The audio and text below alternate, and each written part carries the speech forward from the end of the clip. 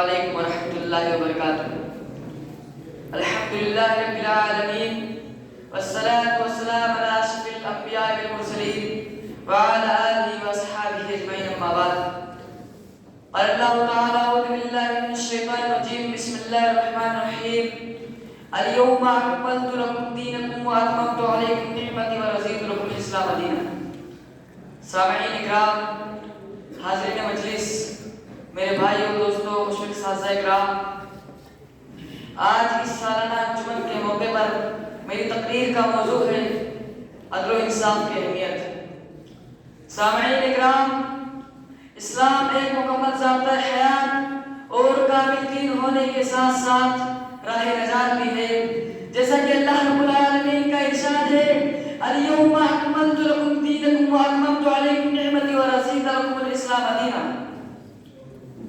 یعنی آج ہم نے تمہارے لیے دین کو مکمل کر دیا، اپنی نعمتیں تم پر تمام کر دیا اور اسلام کو تمہارے لیے دین کی حیثیت سے پسند کر لیا۔ سامعین اکرام، اسلام جہاں پورے عالم کو امن و شانتی کا درس دیتا ہے، وہی اس کے نظام میں ایک اہم حصہ عدل و انصاف کا قائم کرنا ہے، جو انسانی زندگی کے لیے نہایت ضروری ہے۔ اس کے بغیر امن و سلامتی کا قیام ممکن نہیں۔ اسلام عدل و انصاف کا وہ واضح نمونہ ہے جس کی مثال دنیا کا کوئی مذہب پیش نہ کر سکا۔ اسلام کا یہ روشن آفتاب جب طلوع ہوا تو کوئی حاکم و محکوم نہ رہا، کوئی غالب و مغلوب نہ رہا، تمام کے تمام اسلامی بھائی بن گئے۔ کسی عربی کو کسی اجمی پر فضیلت نہ رہی، کوئی طاقتور کسی کمزور پر بھاری نہ رہا، نہ ہی کوئی خوبصورت کسی بدصورت پر امتیاز حاصل کر سکا۔ ان تمام کا ایک دوسرے پر فوقیت نہ حاصل کرنا، اس کا صرف اور صرف ایک سبب ہے، وہ ہے عدل و انصاف۔ اگر عدل و انصاف نہ ہوتا تو دنیا کا کوئی نظام باقی نہ رہتا، سب کے سب درہم برہم ہو جاتے، کیونکہ کائنات کا سارا نظام عدل پر قائم ہے۔ اور اگر اللہ رب العالمین کی خاص صفت ہے، وہ خود عدل و انصاف کے ساتھ قائم و دائم ہے اور اسی کا حکم دیتا ہے۔ اللہ رب العالمین کا ارشاد ہے، اللہ رب العالمین کا ارشاد ہے، وَلَا تُلْقُوا بِأَيْدِيكُمْ إِلَى التَّهْلُكَةِ، یعنی اپنے آپ کو ہلاکت میں مت ڈالو۔ دوسری جگہ اللہ رب العالمین نے ارشاد فرمایا، يَا الَّذِينَ آمَنُوا كُونُوا قَوَّامِينَ لِلَّهِ شُهَدَاءَ بِالْقِسْطِ وَلَا يَجْرِمَنَّكُمْ شَنَآنُ قَوْمٍ عَلَىٰ أَلَّا تَعْدِلُوا اعْدِلُوا هُوَ أَقْرَبُ لِلتَّقْوَىٰ وَاتَّقُوا اللَّهَ إِنَّ اللَّهَ خَبِيرٌ بِمَا تَعْمَلُونَ۔ اے لوگوں جو ایمان لائے ہو، حق کی خاطر ایمان پر قائم ہو جاؤ، اللہ کی خاطر ایمان پر قائم ہو جاؤ، انصاف اور راستے کے ساتھ گواہی دینے والے بن جاؤ، کسی قوم کی عداوت تمہیں خلاف عدل پر آمادہ نہ کر دے، عدل کیا کرو جو پرہیزگاری کی سب سے زیادہ قریب ہے۔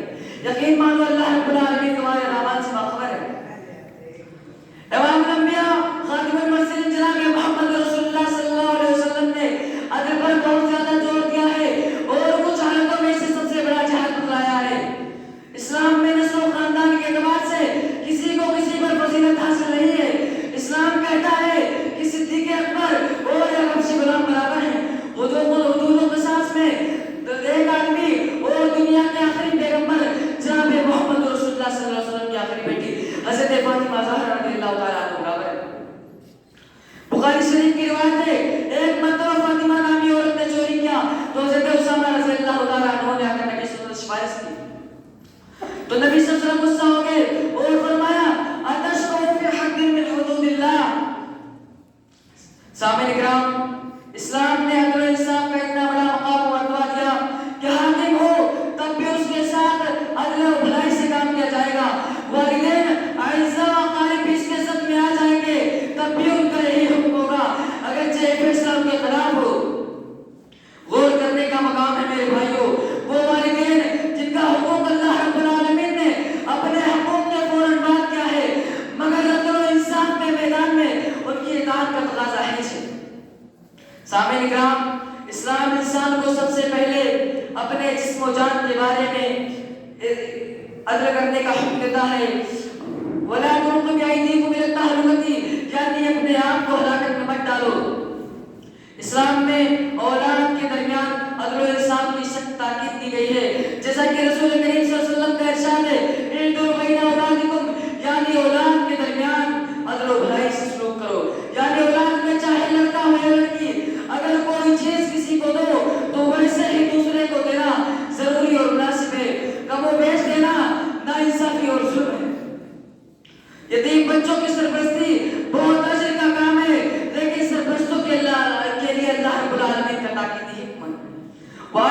وَكَفِّلِ الْيَتَامَى بِالْقِسْطِ، یعنی یتیم بچوں کی سرپرستی عدل و انصاف کے ساتھ کرو. عدل و انصاف کا مرکہ قرآن مجید میں اس کو بھی سے بیان کیا گیا ہے کہ اللہ رب العالمین نے نبی صلی اللہ علیہ وسلم کو یہودیوں کے درمیان بھی عدل و انصاف کرنے کا حکم دیا. غور کرنے کا مقام ہے میرے بھائیوں. یہود و نصارہ اسلام کے کھلے دشمن ہیں، مگر اللہ رب العالمین نے یہودیوں کے درمیان بھی عدل و انصاف کرنے کا حکم دیا ہے. مگر اس کے باوجود اسلام یہودیوں کے درمیان بھی، اپنے دشمنوں کے درمیان بھی عدل و انصاف کا حکم دیتا ہے. مگر اس کے باوجود آج اسلام پر دہشت گردی کا الزام لگایا جا رہا ہے. آج اسلام کو برا بھلا کہا جا رہا ہے. سامعین کرام، آج ہمیں ضرورت اس بات کی ہے کہ ہمیں نبی صلی اللہ علیہ وسلم کی اور صحابہ کرام کی سیرت پر لوٹنا چاہیے، ان کے بتائے ہوئے راستے پر چلنا چاہیے. اب آخر میں اللہ رب العالمین سے دعا ہے کہ اللہ رب العالمین ہم تمام مسلمانوں کو عدل و انصاف کرنے کی توفیق دے. آگے معاف کرو. الحمدللہ رب العالمین. السلام علیکم.